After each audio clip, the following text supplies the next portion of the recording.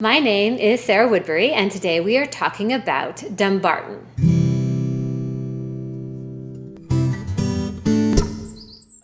So this is the digression you were talking about last week. Right, that has nothing to do with Viking religion. We're talking about Dumbarton because it is actually a cool place where Welsh and Viking intersect. Atop Dumbarton Rock, this was Dumbarton Castle, which means Fort of the Britons. It was an outpost of Wales, essentially. Dumbarton has the longest recorded history of any castle in Scotland.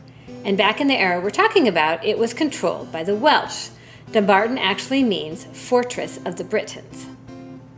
Dumbarton Rock, on which the fortress is built, is an infilled crater of a volcano that was active 350 million years ago. And it's a great spot to build a castle.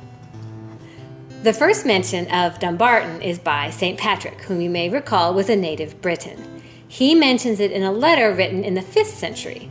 It was also named by Nennius, whom we discussed in our video about King Arthur, as one of the 28 cities of sub-Roman Britain.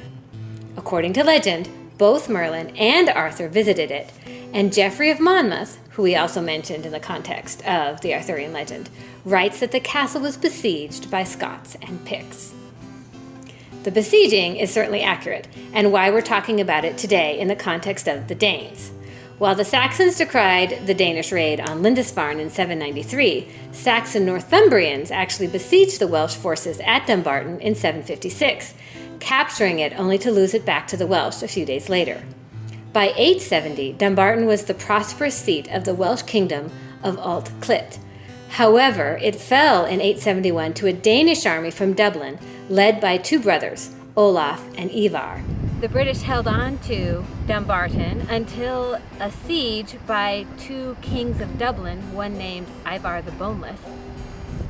They held out for 4 months, but their well ran dry and they were forced to surrender. The story goes that 200 ships owned by the Danes transported the booty and the captives back to Ireland. And that was the end of this British outpost in Scotland. The Danes officially converted to Christianity in 965, though that didn't stop their raiding or slave-taking in the slightest, at least for Danish-controlled Dublin. Alexander II of Scotland built Dumbarton's medieval castle in the 1220s as a defense against other Vikings, these from Norway, who still controlled portions of western Scotland.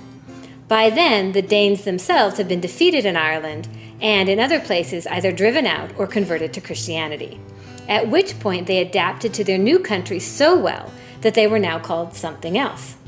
This was particularly true in the case of the Danes who'd invaded France. As we talked about last season, those Danes eventually converted to Christianity and became Normans. What did not change, however, was their desire for conquest. And it's the Norman religion and their takeover of England we'll be talking about next week. Dumbarton? Dumbarton. Sorry, you gotta do that again. I was picking my nose. That is going in the end of the video. Thanks for watching my video. You can click on the playlist or subscribe to my channel to see more. There'll be a new video next week. If you want to check out my books, click on the link to my webpage.